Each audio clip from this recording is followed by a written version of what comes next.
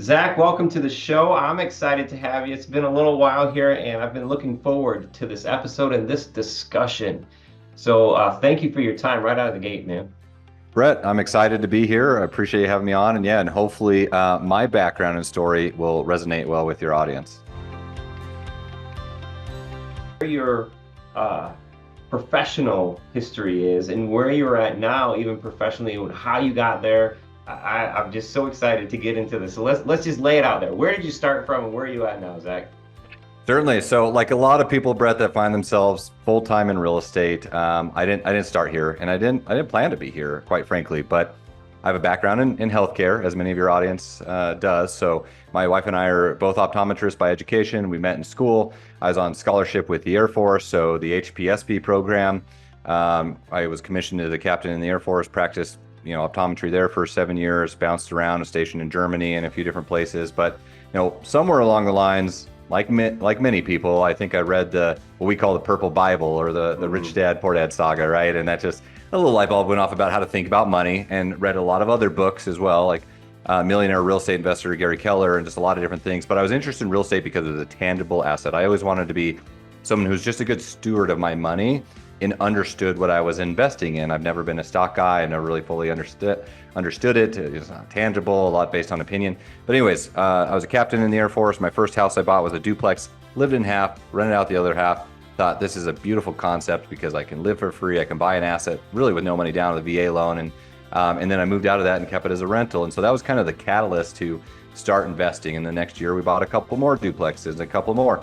And kind of compounded that over time. But there was a pivotal moment, Brett, that really changed the trajectory of our lives and our business. And that's where we started to look out of state to invest. Obviously, in the military, you're bouncing around a lot. You're not necessarily tied to a specific location. But my wife and I became very intentional on, let's choose a market that is more conducive to our goals, where we can get better return on investment, that has better growth potential. And it was a bumpy start investing out of state at a distance.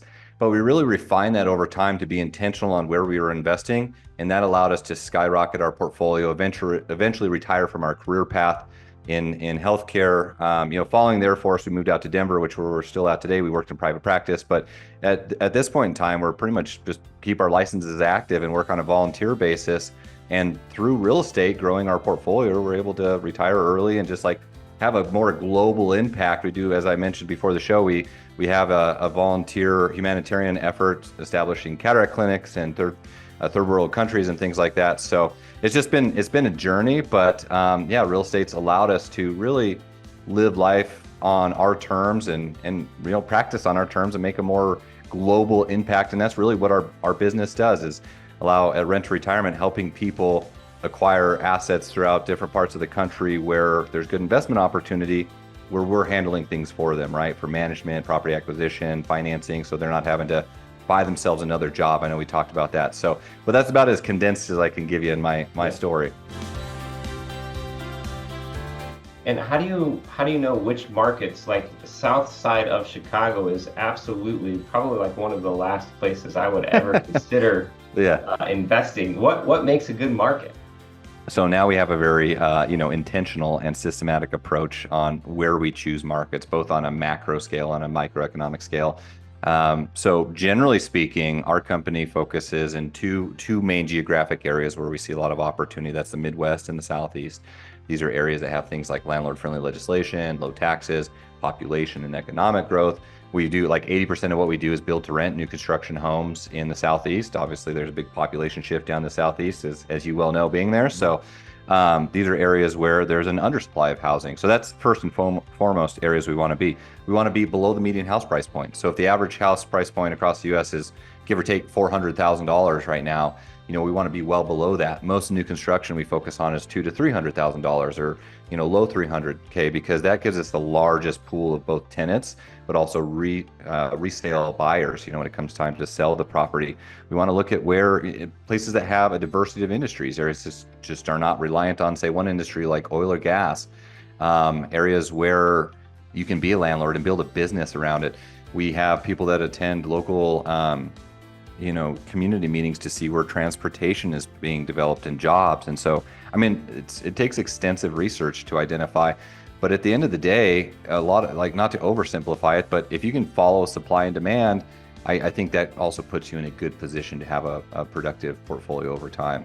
So those are some of the things we look at. And then ultimately, we buy our own portfolio in these areas and we see how they perform. And once we have confidence both in the market as a whole, the property management team, the lender, the insurance, all the pieces that we're putting together for ourselves and our investors, then we'll bring that to our general investor community.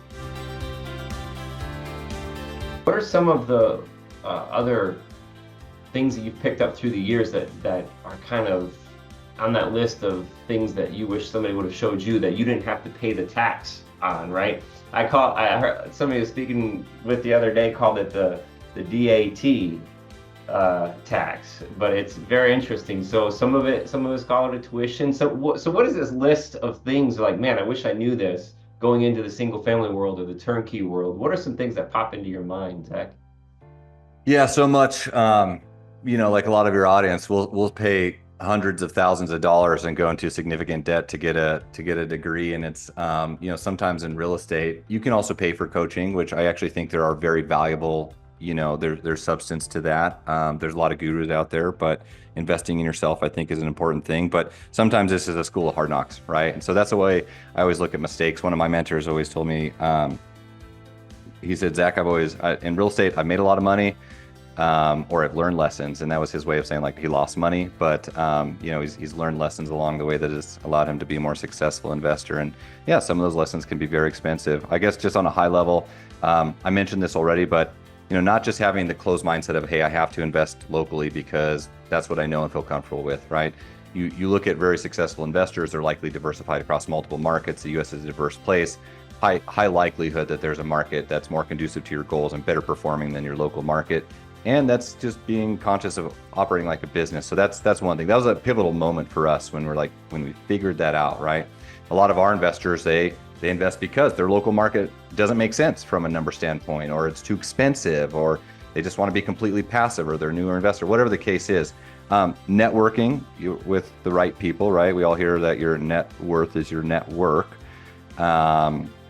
And that's, I think, very true. Connecting with like-minded people. Don't be this lone ranger in business and in real estate. Attend local RIAs and connect with people. Listen to podcasts like yours, Brett. Partnerships are really important. I've lost millions of dollars in bad partnerships, and I think saying again, it's just dating people before you marry them and just going slow. Partnerships can be an extremely powerful tool. When you're buying property, don't cut corners. Go through due diligence. Always have your normal appraisals and inspections, right? That's what protects you when you're buying property, especially out of state.